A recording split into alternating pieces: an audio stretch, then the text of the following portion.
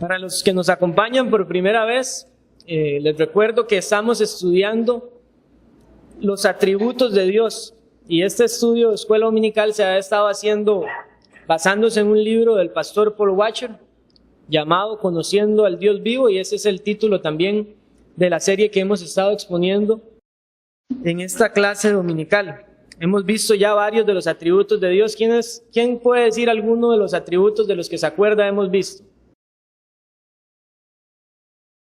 Que Dios es justo, vimos la semana pasada. ¿Qué más hemos visto? La santidad de Dios, Dios es santo. ¿Qué más? Hemos visto que Dios es un Dios trino. Hemos visto que Dios es omnipotente, ¿verdad? Que Dios es omnisciente, que Dios es omnipresente. Y como siempre acostumbro a reiterarlo, debemos comprender y mantener siempre en nuestra mente que Dios es sus atributos eternamente. Él no es la suma de sus atributos, sino que Dios es el que es. Por lo tanto, si decimos que Dios es justo, no estamos diciendo que Dios tiene cierto grado de justicia, sino que Él es eternamente justo. Y algo también importante que algunos autores han expresado acerca de los atributos de Dios es que cada uno de sus atributos o perfecciones, como comúnmente también se les denomina, están armonizados, o sea, tienen un equilibrio total. Por eso algunos dicen que si uno quita o distorsiona algunos solo de sus atributos, también distorsionó todo el ser de Dios, porque distorsiona cada uno de los demás atributos. Hemos visto aquí, ¿verdad?, que Dios no podría ser santo si no fuera justo, o no podría ser justo si no fuera santo. Igualmente no podría ser perfecto si no fuera un espíritu simple. No podría ser sabio si no fuera omnisciente. Entonces todos sus atributos están unidos, ¿verdad?, estrechamente, están armonizados. Y el atributo que tenemos para estudiar esta mañana es el amor de Dios. La clase de este día se llama Dios es amor.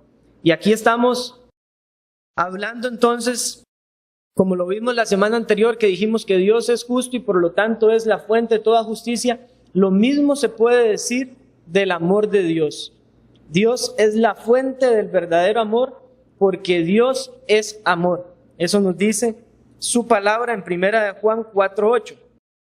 Dice este apóstol: el que no ama no ha conocido a Dios, porque Dios es amor. Tristemente, mis hermanos y amigos, este es uno de los atributos que mayormente se han distorsionado por ignorancia, por falta de una comprensión más precisa de lo que representa el amor de Dios.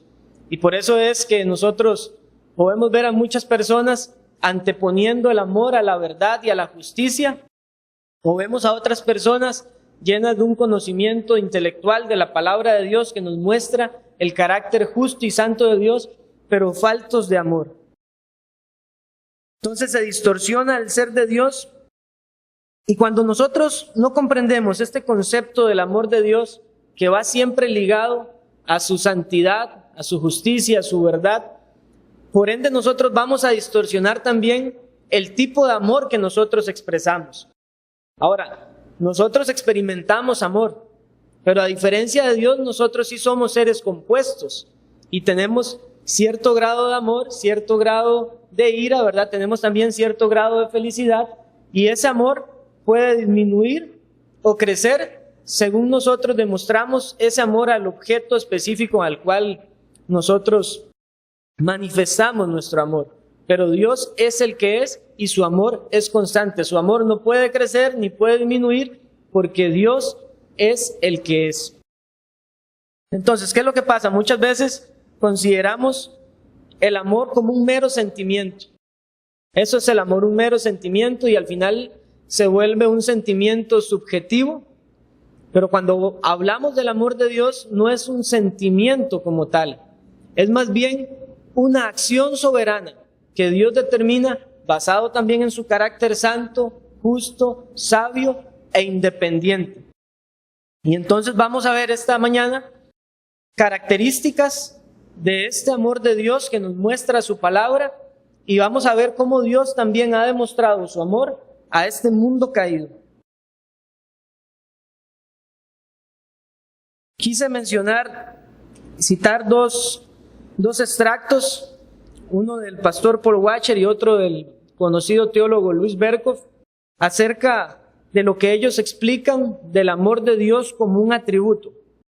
Y vean qué interesante, el pastor Paul Washer, en este libro en el cual nos hemos estado basando, él dice que el amor es el atributo divino que mueve a Dios a darse libre y desinteresadamente a otros para su beneficio o bienestar.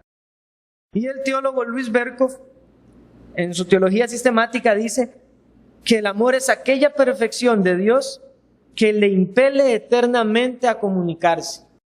Eso es, que lo mueve o que lo impulsa eternamente a comunicarse. Entonces parecieran dos posiciones diferentes, ¿verdad? O que no tienen alguna congruencia, sin embargo sí la tienen. Ahora, si nosotros tomamos simplemente el amor de Dios como que Él desea comunicarse para un beneficio a otros, quizás es algo que está incompleto. Y aquí es donde calza esta otra afirmación del teólogo Louis Berkhof. ¿Por qué? Porque Dios, al ser un ser perfecto, justo y amor, Él no puede manifestar su amor a aquello que no es perfecto como Él. Entonces, ¿qué es lo que nosotros debemos entender cuando Dios manifiesta su amor a los seres racionales como los seres humanos? Lo que entendemos es que Dios se ama a sí mismo en sus criaturas creadas. Por ejemplo, Él ama el trabajo que Él ha realizado en sus criaturas. No es que hay un mérito alguno en nosotros por el cual nosotros somos merecedores del amor de Dios, no. Él se ama a sí mismo en los hombres. Y vamos a ver más adelante que incluso el amor de Dios, en un sentido general, abarca a su creación. Y en este caso podemos decir que de cierta manera Dios tiene también una clase de amor para los hombres, aunque sigan en su estado caído. Ahora veamos lo primero, antes de ver cada una de las características de este amor de Dios. El apóstol Pablo en 2 Corintios 13:11 nos muestra a Dios como la fuente y el dador del amor. Dice Pablo: por lo demás, hermanos, tened gozo, perfeccionados, consolados, sed de un mismo sentir y vivid en paz. Y el Dios de paz y de amor estará con vosotros. El Dios de amor. Por lo tanto, nosotros vemos aquí reflejado que Dios es la fuente y es además el dador de todo amor. Ahora, ustedes se preguntarán, ¿cómo es posible que si Dios es un amor perfecto, nosotros no podamos manifestar ese amor perfecto? Bueno, no lo podemos manifestar dada nuestra naturaleza caída. Sin embargo, al ser nosotros creados a imagen y semejanza de Dios, manifestamos también un amor, pero es un amor que no es puro, que no es verdadero en su totalidad. Porque como les decía anteriormente, mis hermanos y amigos, nuestro amor es imperfecto, o crece o decrece según sean las circunstancias. Una vez hablaba con una persona que no era propiamente de este tema, pero es un buen ejemplo para este tema que estamos viendo. Esa persona me decía: Josué, si a su papá lo están buscando por algún delito criminal que él haya hecho y él está en su casa y la policía llega a buscarlo a su casa, ¿usted les dice a ellos que él está ahí? Digo, sí, porque la justicia y la verdad debe prevalecer. Y la respuesta de esa persona, que estoy seguro que es la respuesta de gran cantidad de personas en este mundo, me dijo: no, yo amo a mi papá como para hacerle eso. Y entonces vemos la distorsión que se ha hecho del verdadero amor.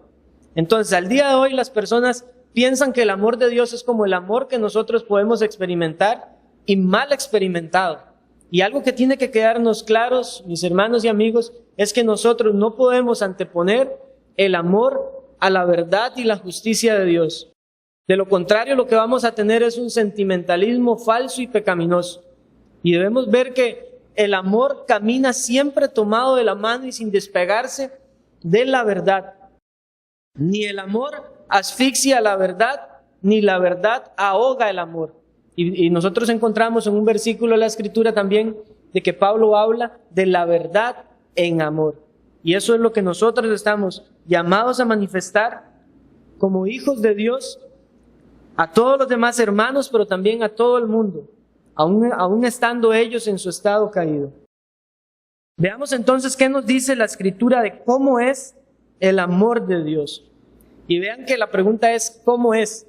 Porque tampoco nosotros podemos dar un concepto profundo, preciso o absoluto del amor de Dios, porque el amor de Dios es incomprensible para nosotros. Él es un ser que es eterno, que trasciende nuestra mente finita, y por lo tanto su amor, como parte de su carácter y la esencia de su ser, tampoco nosotros la podemos comprender totalmente.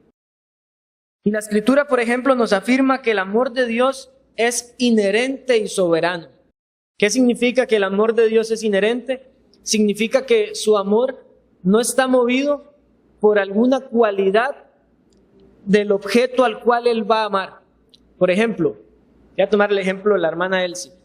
Que el amor de Dios sea inherente, y si Dios ama a la hermana Elsie, no quiere decir que en la hermana Elsie hay alguna cualidad que haya movido a Dios a amarle, sino que Dios eligió, decidió soberanamente amar a una persona específica, con un amor particular, como lo vamos a ver también más adelante. Deuteronomio 7, versículos 7 y 8 dice lo siguiente: no por ser vosotros más que todos los pueblos os ha querido Jehová y os ha escogido, pues vosotros erais el más insignificante de todos los pueblos, sino por cuanto Jehová os amó y quiso guardar el juramento que juró a vuestros padres, os ha sacado Jehová con mano poderosa y os ha rescatado de servidumbre de la mano de Faraón, rey de Egipto. ¿Qué está diciéndole Dios al pueblo de Israel? Yo los escogí a ustedes, no porque ustedes fueran el pueblo más grande de la tierra, más bien eran el pueblo más insignificante. No porque fueran mejores que todos los demás seres humanos. Dice, los elegí por cuanto Jehová os amó. ¿Es una decisión o no es una decisión esto? ¿Quién responde? ¿Es una decisión o no es una decisión? ¿Perdón? Es una decisión soberana de Dios. Recordemos, Dios es independiente, Él no está movido por fuerzas ni internas ni externas. Y Dios declara aquí que cuando Él muestra su amor a sus criaturas, lo hace por una decisión soberana. Y esto lo vemos todavía más claro en el Nuevo Testamento, cuando el apóstol Pablo cita también una profecía, el profeta Malaquías. En Romanos 9:13 dice, como está escrito, a Jacob amé, mas a Esaú aborrecí.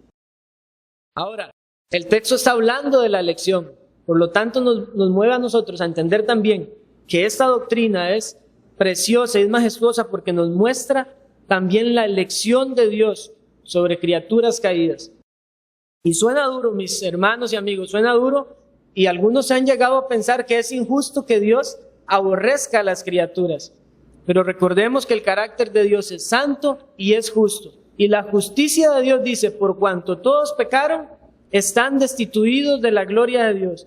El problema es que el pensamiento mundano de siempre, no de hoy en día, es de siempre, ha creído que nosotros somos capaces o tenemos mérito para recibir el amor de Dios. Pero la santidad y la justicia de Dios dice que todos hemos pecado y todos estamos muertos en nuestros delitos y pecados y por tanto separados de Dios. Y es la bondad de Dios la que lleva a derramar su gracia en algunos seres caídos y a ser pasivo con otros. Pero aquí no hay injusticia en Dios, sino que muestra Él su amor soberanamente. Romanos 8:39, ¿alguien quisiera leer Romanos 8:39? Este texto nos muestra el amor indestructible de Dios.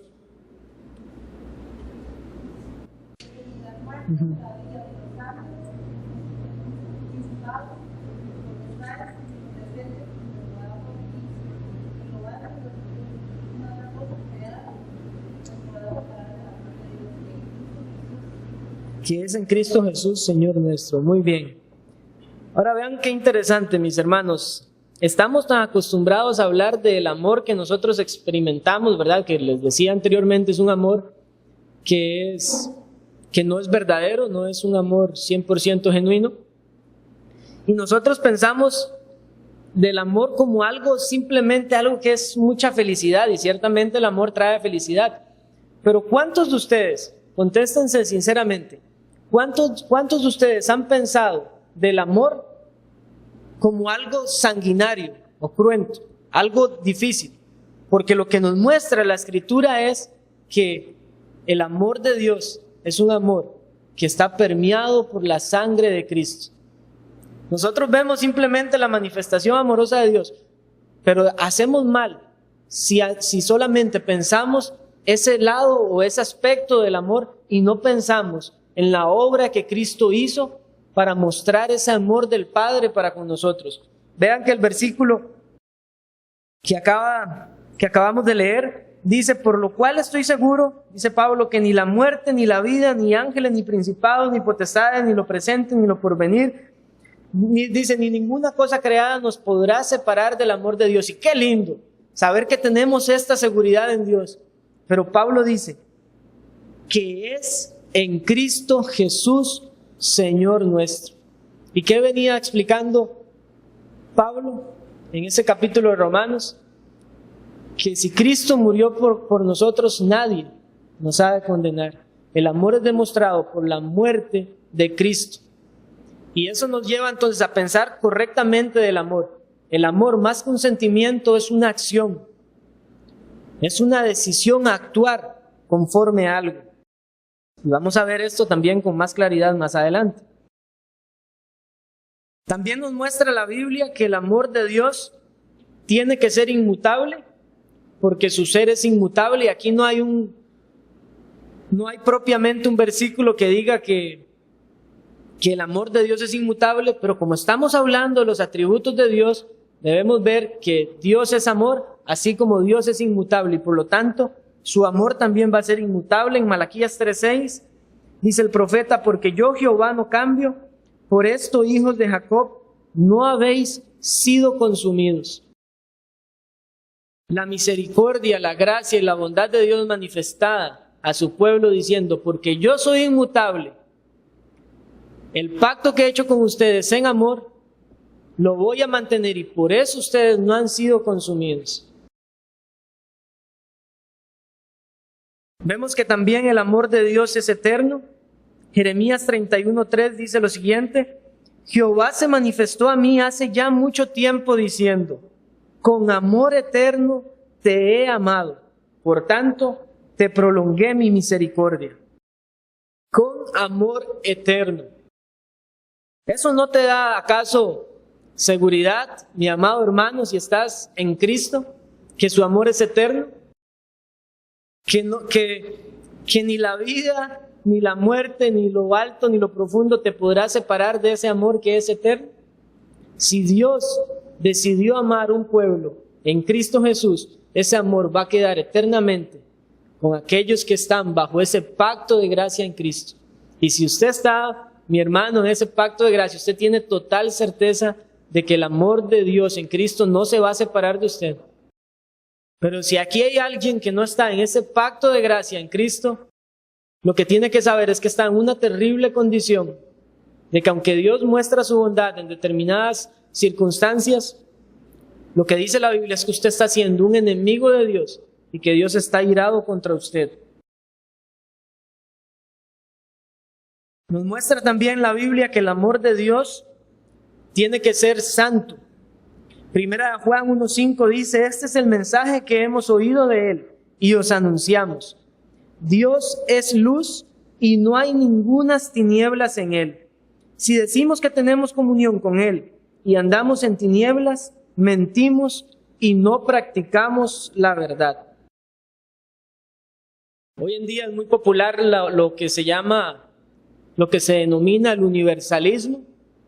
Es la corriente de pensamiento que sostiene que Dios va a salvar a cada una de las personas que han habitado este mundo, porque ellos dicen: porque Dios es amor y es un Dios que perdona, entonces Dios está en la obligación de salvar a todas las personas que hayan nacido en este mundo.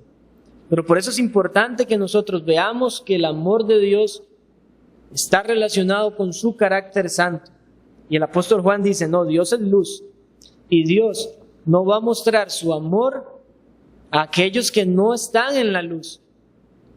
Porque ¿qué comunión tienen la luz con las tinieblas? ¿Y qué concordia Cristo con Belial? Dice el apóstol Pablo también a los Corintios.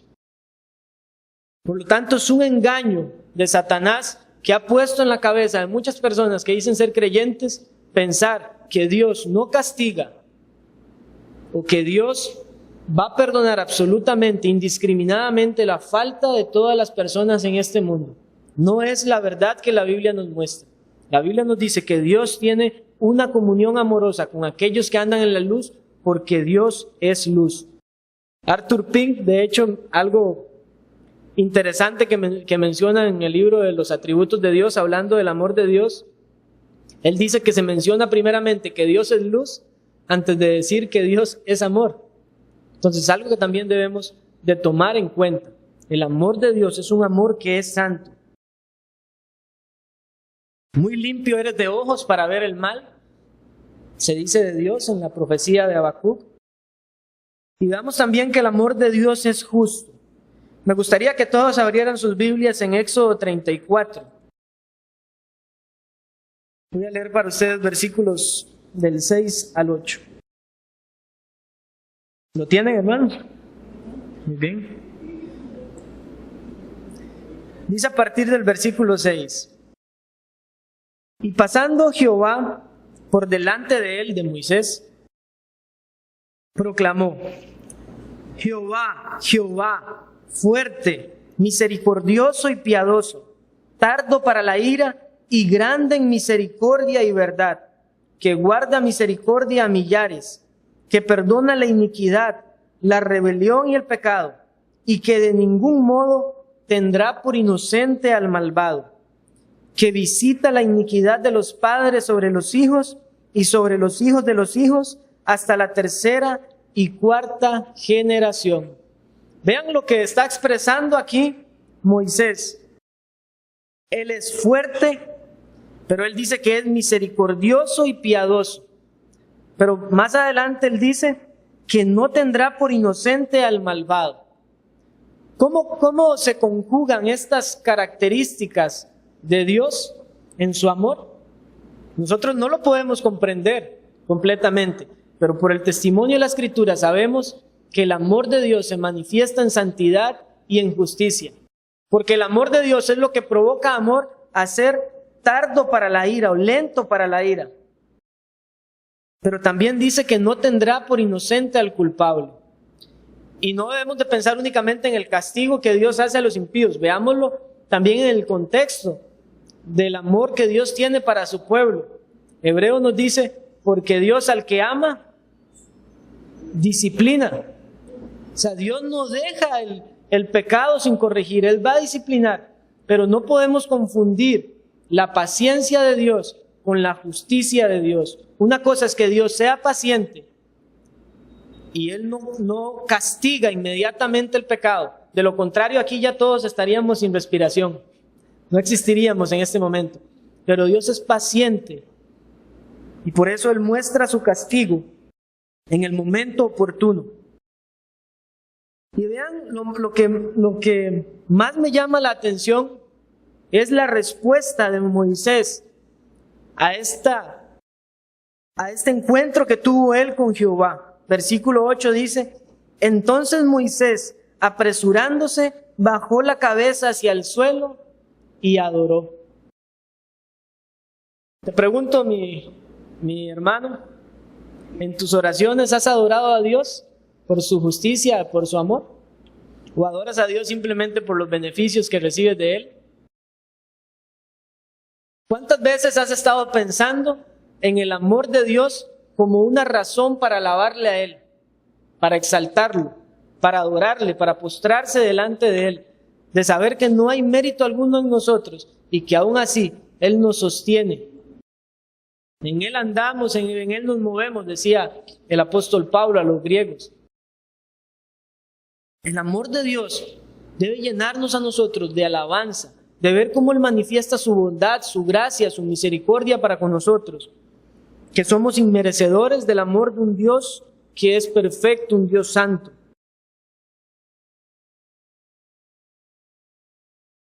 También nos muestra el salmista que el amor de Dios es justo, y este versículo lo vimos también en la lección anterior.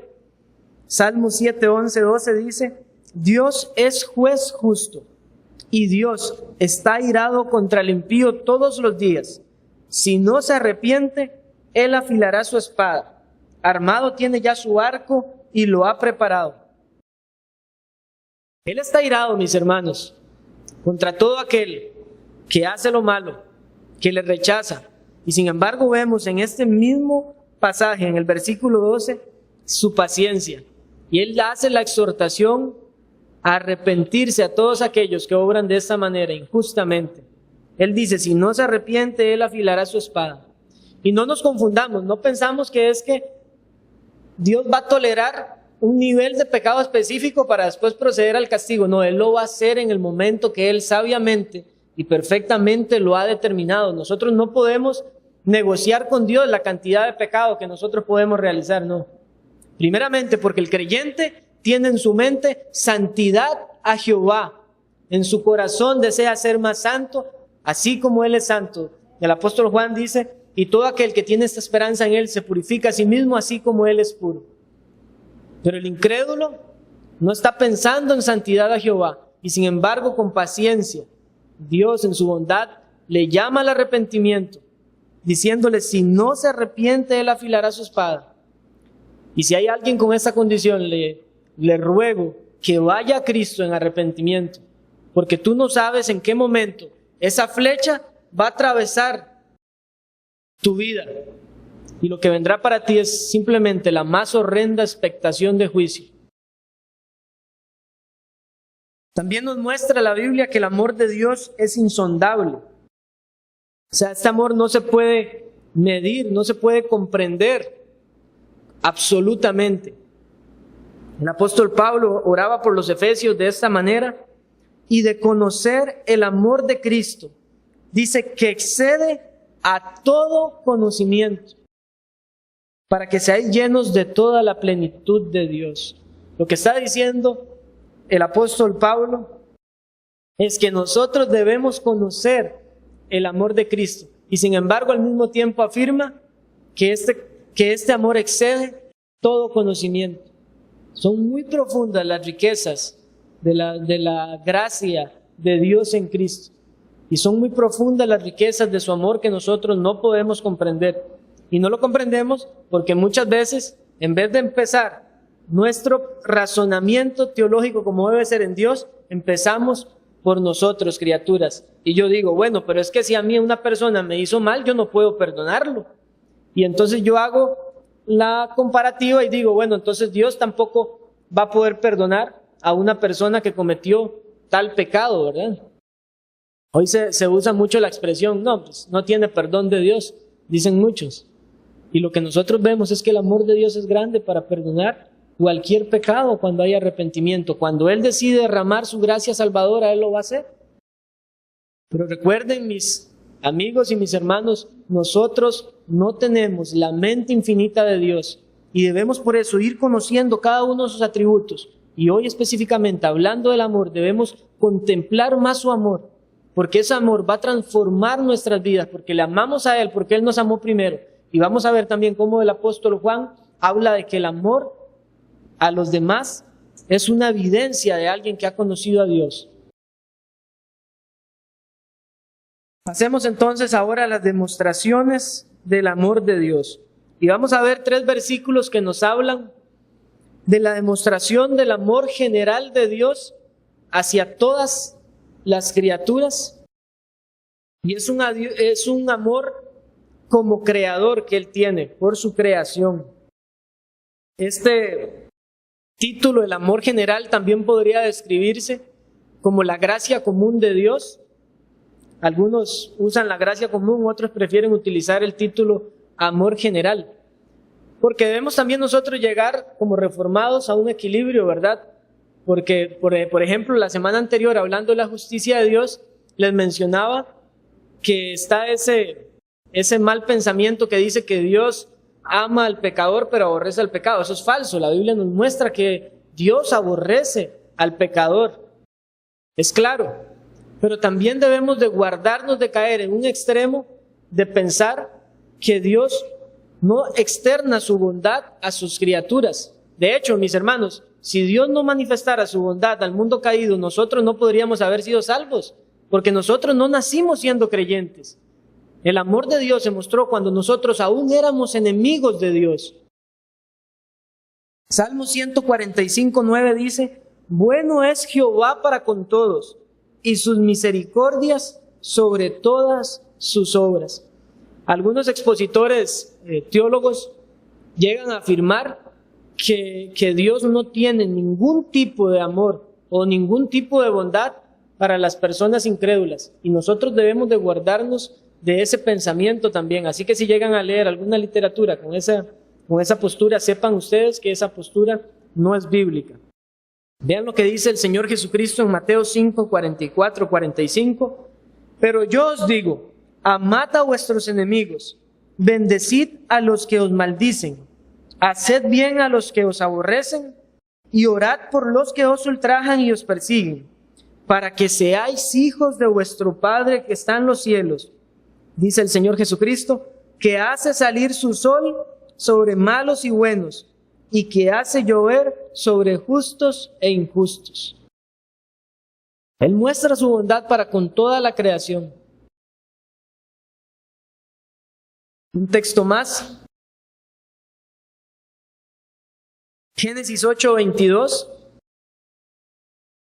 Dice el Señor: mientras la tierra permanezca, no cesarán la sementera y la siega, el frío y el calor, el verano y el invierno, el día y la noche.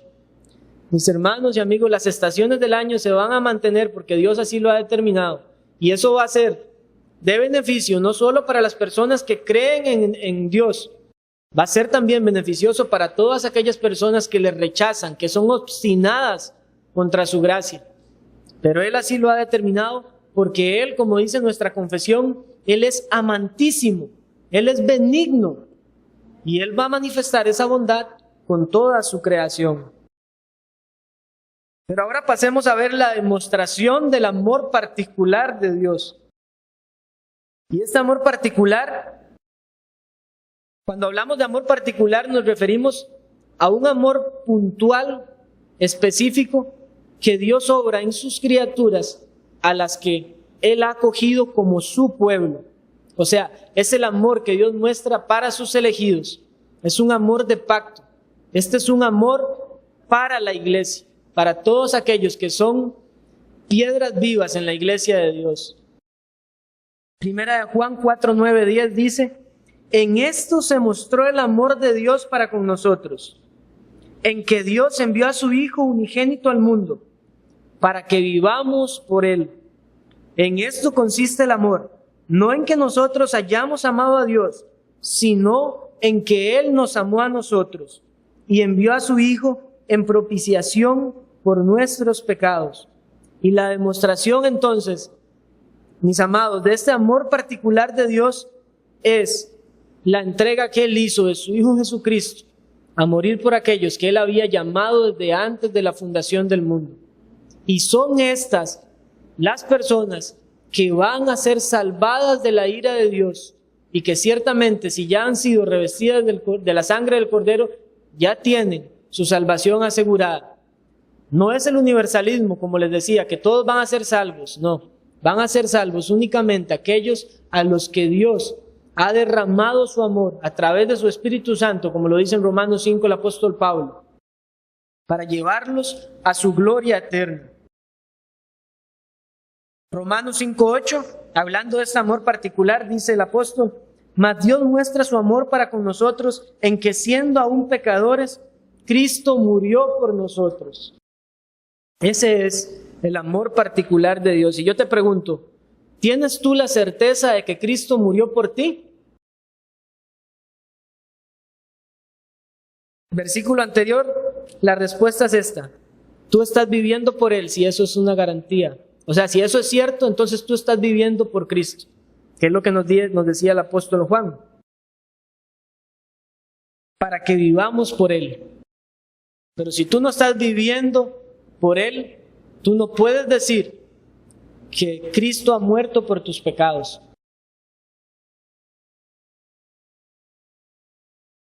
Romanos 5:17 dice: pues si por la transgresión de uno solo reinó la muerte, mucho más reinarán en vida por uno solo, Jesucristo, los que reciben la abundancia de la gracia y el don de la justicia de Dios.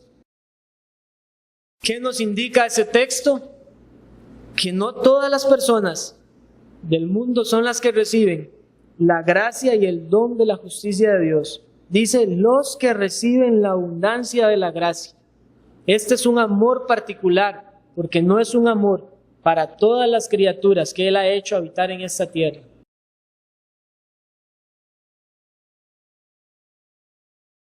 Y ahora quiero que vayamos a ver la grandeza e intensidad de este amor particular de Dios.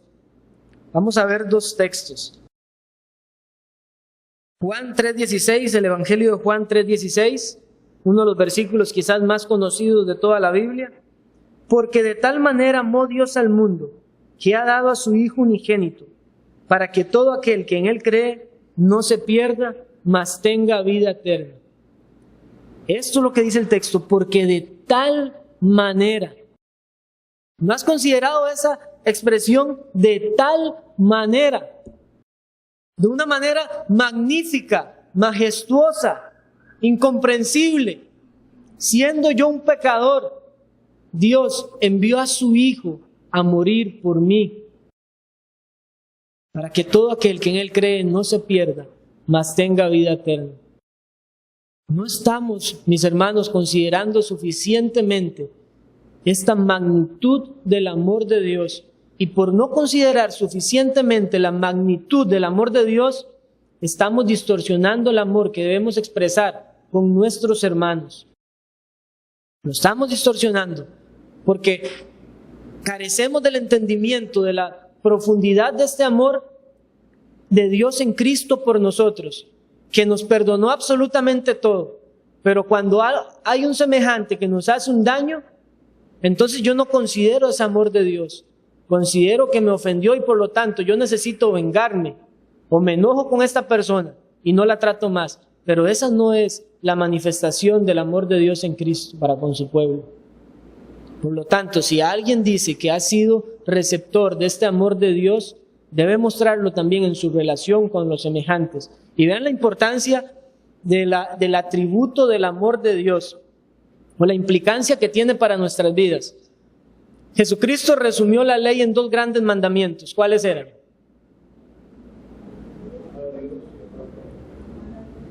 Amarás a Dios con toda tu alma, con toda tu mente, con todas tus fuerzas, y amarás a tu prójimo como a ti mismo. ¿Y has examinado si realmente tu amor está siendo evidencia de una transformación por el amor de Dios? Hermanos, dejemos de considerar el amor como un sentimentalismo subjetivo. Pensemos en el amor que demostró Dios entregando a su Hijo.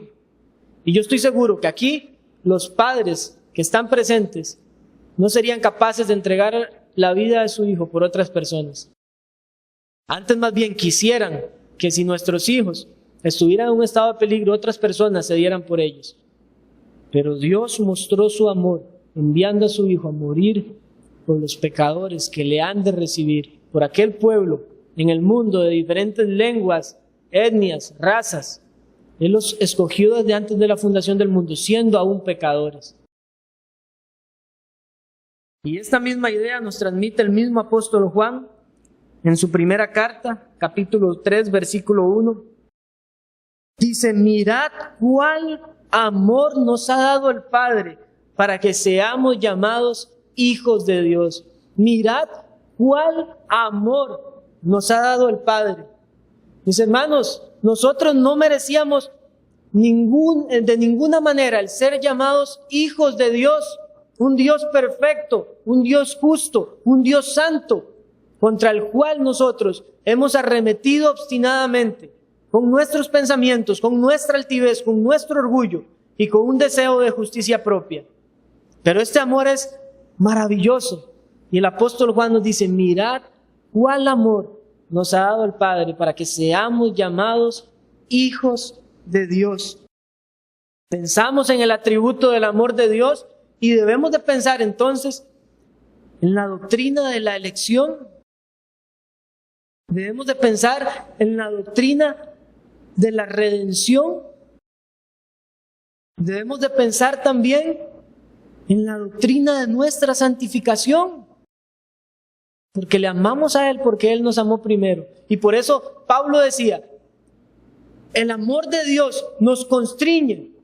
El amor de Cristo nos constriñe. Eso significa que el amor expresado de Cristo para mi vida me impulsa, me obliga, me apremia a servirle a Él, a manifestar su amor a este mundo caído, como yo en algún momento fui también un enemigo de Dios.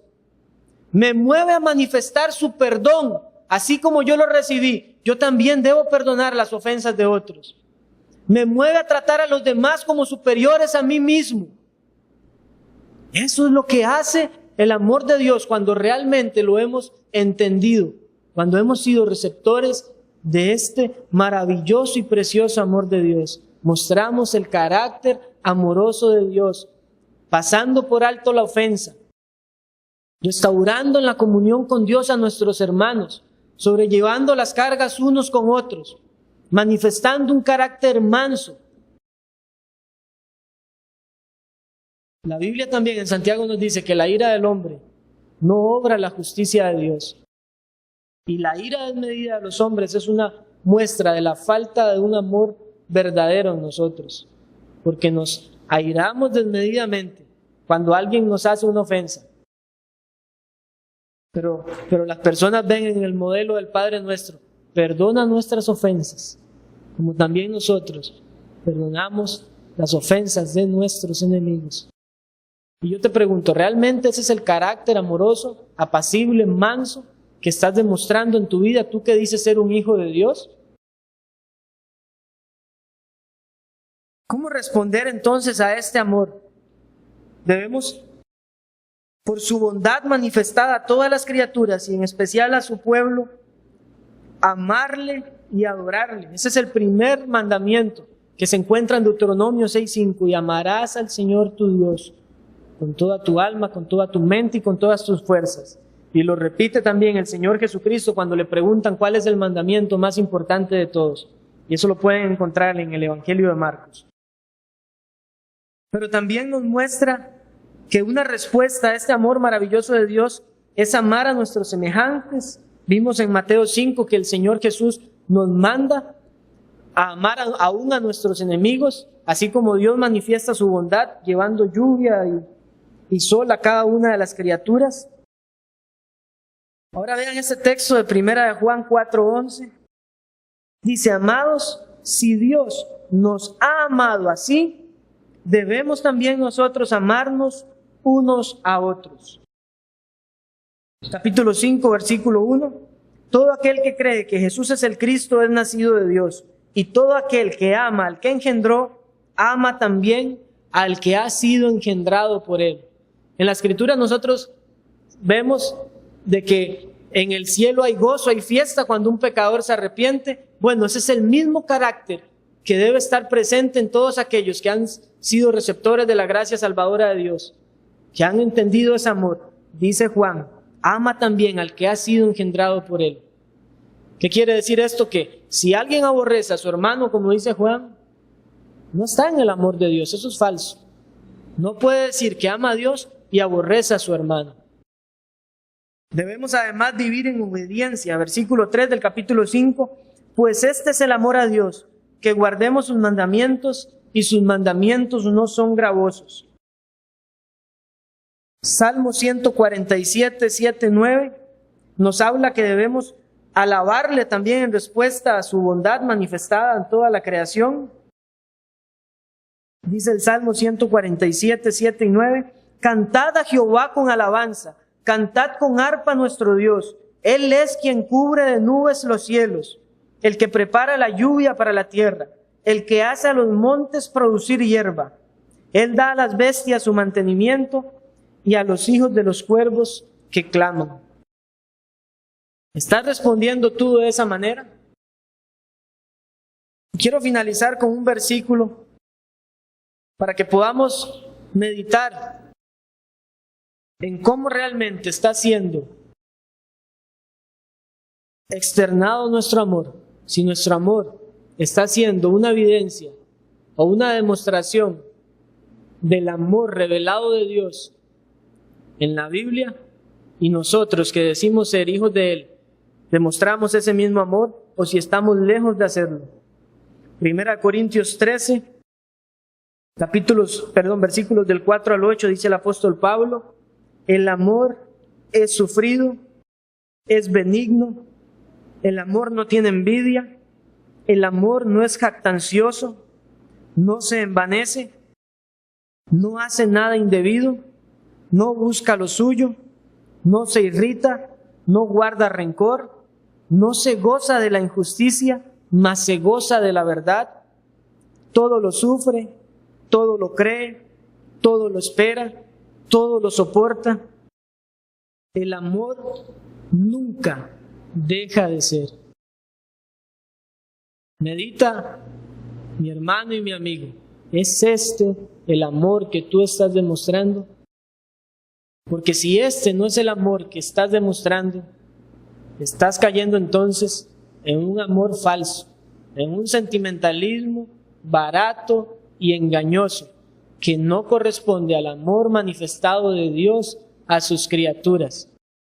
Y con mucha más razón, todo aquel que dice ser un hijo de Dios debe mostrar este amor, resistiendo, siendo de espíritu largo, como nos decía nuestro hermano Josué en una enseñanza acerca de la paciencia de Dios, con aquella palabra griega macrotumia. De hecho, esa misma palabra macrotumia es la que se utiliza en el versículo 4 cuando dice que el amor es sufrido. O sea, el amor es tardo en airarse. ¿No fue eso lo que leímos de Dios cuando Moisés vio su revelación que proclamaba la grandeza de su nombre? Él dice: Dios fuerte, misericordioso, lento para la ira. ¿No fue nuestro Señor Jesucristo sufrido, benigno, sin envidia, sin jactancia, sin envanecerse? Él no hizo nada indebido, no buscó lo suyo, siendo igual a Dios. No estimó ser igual a Dios, sino que se hizo semejante a un siervo, tomando la forma de nosotros, los hombres. Él no buscó lo suyo, no se irritó por cualquier cosa. Cada vez que su ira aparecía era una ira santa de justicia. Él no guardó rencor, le escupieron, le pusieron una corona de espinas y en la cruz Él decía: perdónalos, Padre, porque no saben lo que hacen. De la misma manera nosotros debemos responder ante los actos de injusticia que nos hacen y soportarlos, como dice el apóstol Pedro. ¿Qué bueno hay en sufrir justamente? No, lo bueno es cuando mostramos el carácter del Señor Jesús sufriendo injustamente. El Señor Jesucristo no se gozó de la injusticia. Él proclamó la justicia de Dios. Él se gozaba en la verdad de Dios. Todo lo sufrió, todo lo soportó, y su amor, mis hermanos, nunca dejará de ser. ¿Es este el reflejo de tu amor? Dice el apóstol Juan: hijitos míos, no amemos de palabra ni de lengua, sino de hecho y en verdad. Oremos.